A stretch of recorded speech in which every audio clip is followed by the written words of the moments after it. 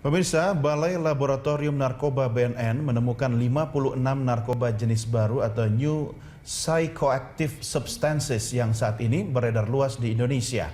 Dari 56 NPS tersebut, 43 diantaranya telah diatur dalam Peraturan Menteri Kesehatan Nomor 2 Tahun 2017 tentang perubahan penggolongan narkotika.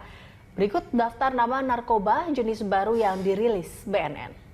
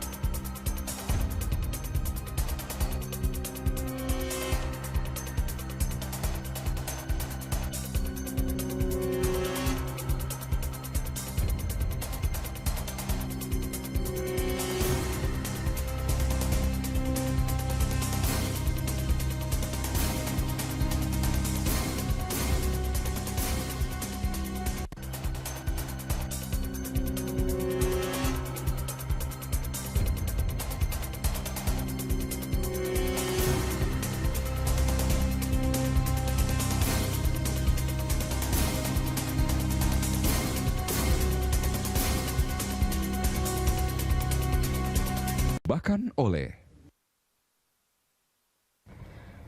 Pemirsa, Indonesia telah dibanjiri narkoba jenis baru. Badan Narkotika Nasional atau BNN menyebut narkoba jenis baru yang telah beredar di Indonesia sebanyak 56 jenis. Narkoba jenis baru ini belum diatur dalam Peraturan Menteri Kesehatan.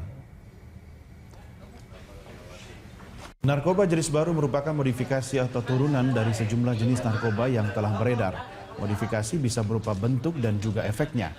Di Jawa Barat, Polresta Cirebon menemukan narkoba jenis baru berbentuk tokoh superhero Iron Man. Narkoba jenis ini diproduksi di luar negeri dan memiliki efek yang lebih kuat dibanding jenis lain.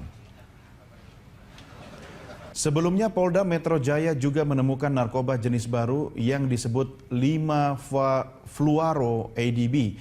Narkoba ini merupakan narkotika sintetis jenis baru dengan kandungan menyerupai kandungan pada ganja. Hingga saat ini ada 30 orang yang telah mengonsumsi narkotika itu dalam jangka waktu kurang lebih 2 bulan terakhir. Jadi barang ini belum sempat dijual, belum sempat diedarkan. Nah, kalau barang ini sudah sempat diedarkan, kita bisa untuk mengembangkan ke pembelinya. Dijual mana biasanya? Nah, tadi pengakuan yang bersangkutan pernah dijual ke beberapa tempat hiburan sebelumnya. Ya, tadi disebutkan tempat hiburan yang inisialnya MTS. Nah, udah tahu kan? Pemain lama atau gimana, Dan? Ini residivis. Artinya yang bersangkutan pernah kita tangkap dalam kasus peredaran sabu-sabu. Baru belinya di mana? Jakarta. Berapa harganya satu butir? Kamu kulaannya berapa satu butir? 200.000. Kamu jual berapa? Ya, rencana 300. Berarti keuntungan per butir 100. Iya. Ya pemirsa, polisi menetapkan Direktur PT Indobras Unggul atau PT IBU sebagai tersangka.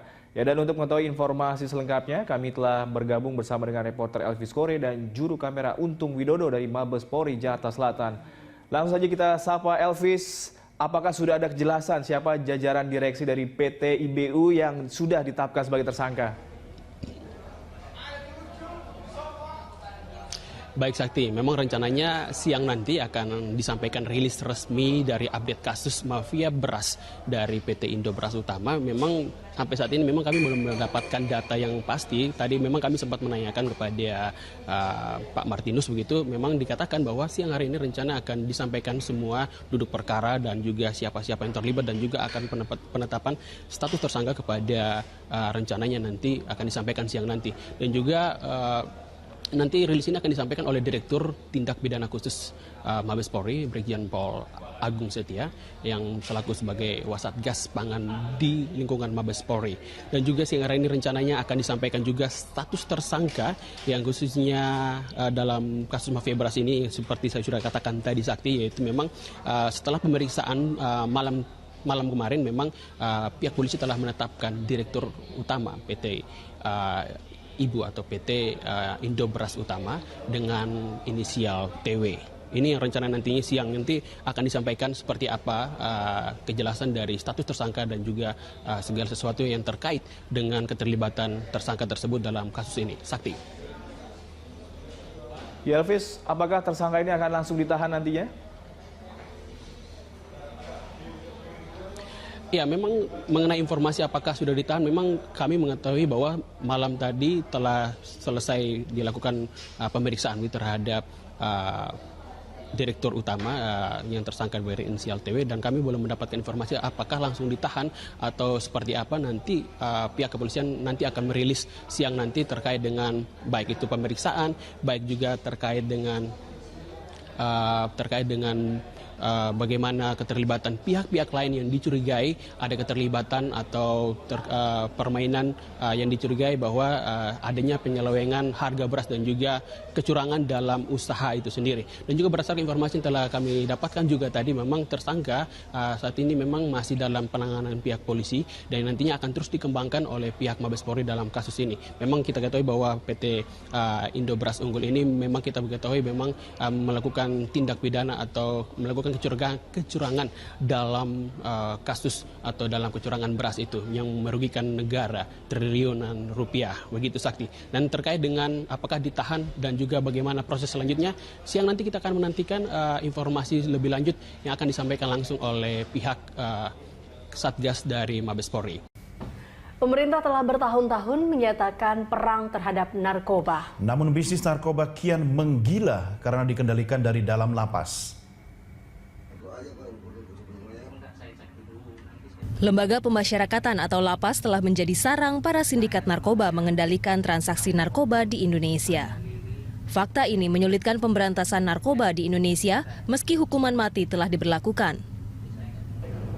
21 Juli lalu, petugas gabungan Polri, BNN, dan Bea Cukai mengungkap peredaran 1,2 juta butir ekstasi jenis Minion asal Belanda. Peredaran ekstasi dikendalikan Aseng, salah seorang napi lapas Nusa Kambangan yang sudah divonis 15 tahun penjara.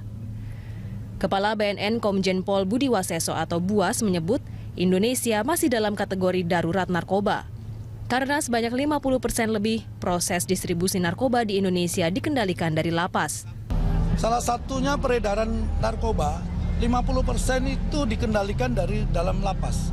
Ini tidak bisa dibantah, ya, walaupun banyak orang membantah bahwa BNN mengada-ngada dan mencari-cari. Ya, yang terakhir saja kita buktikan ya bagaimana keterlibatan oknum di dalam lapas itu. Bagaimana CCTV justru mengawasi aparat atau petugas. Bukan petugas yang mengawasi para pelaku yang mengawasi kita. Di sana kita temukan sarana yang diberikan kepada bandar ya yang sudah jadi narapidana yang luar biasa. Ya, dia menempati tempat untuk dia sendiri. Ada tempat tidur sendiri, ada kamar makan sendiri, ada kantor sendiri. Dilengkapi dengan teknologi-teknologi yang canggih. Apakah ini harus dibantah lagi? Atau kita harus mencari kambing hitamnya? Belakangan ini, sindikat narkoba di lapas makin menggila. Alasan utama adalah sulitnya mengawasi secara detail pergerakan jaringan narkoba di lapas. Sebab, total jumlah bandar narkoba dan pengguna narkoba di lapas tidak sebanding dengan jumlah sipir. Total jumlah narapidana narkoba sebanyak 84.000 orang, sementara jumlah sipir hanya 15.400 yang tersebar di 522 lapas. Kisah tentang transaksi narkoba yang dikendalikan dari dalam lapas bukan kisah baru. Bandar besar yang mendekam di lapas dan bertahun-tahun mengendalikan transaksi narkoba juga sudah diketahui Polri dan BNN. Misalnya Freddy Budiman. Freddy dihukum mati pada tahun 2016. Ia diduga menjadi operator bisnis narkoba bernilai triliunan rupiah. Nama lain yaitu Poni Chandra yang mengendalikan bisnis narkoba dari lapas Nusa Kambangan. Poni disebut memiliki 32 rekening sebesar 2,8 triliun rupiah dari hasil bisnis narkoba. Berikutnya sang importir narkoba asal Tiongkok, Akiong. Dari dalam lapas, Akiong mengendalikan impor ekstasi dari Tiongkok sebanyak 1,4 juta butir. Dan terakhir, Sylvester Obikwe. Ditangkap tahun 2004 dan selama di penjara berperan penting mengatur transaksi narkoba dari penjara senilai 2,4 kg sabu dari Papua Nugini. Tim Liputan Berita 1.